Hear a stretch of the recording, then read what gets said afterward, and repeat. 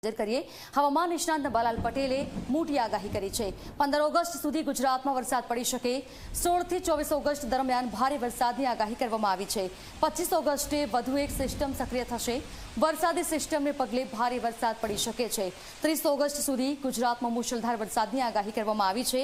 કેટલાક વિસ્તારોમાં પૂર આવવાની પણ સંભાવના વ્યક્ત કરવામાં આવી। હમણાં તારીખ 15 સુધીમાં રાજ્યના વિવિધ ભાગોમાં વરસાદ ઝાપટા પડવાની શક્યતા રહેશે, પરંતુ ઉલ્લેખનીય છે કે તારીખ 16 થી 24માં રાજ્યના ઘણા ભાગોમાં ભારે વરસાદ થવાની શક્યતા રહેશે। ઉપરાંત 25મી ઓગસ્ટે એક સિસ્ટમ બની રહી છે, જેના કારણે પણ બંગાળ ઉપસાગરથી ગુજરાતમાં જે આવતા ગુજરાતના વિવિધ ભાગોમાં ભારે વરસાદ થવાની શક્યતા રહેશે। પણ ઉલ્લેખનીય છે કે અરબી સમુદ્રમાં હલચલ જોવા મળશે અને તારીખ 20 થી 24 ઓગસ્ટ વચ્ચે અરબી સમુદ્રમાં ડીપ ડિપ્રેશન બની શકે, જેના કારણે તારીખ 20 થી 24 અને 30 સુધીમાં મુશળધાર વરસાદ રાજ્યના કેટલાક ભાગોમાં થવાની શક્યતા રહેશે।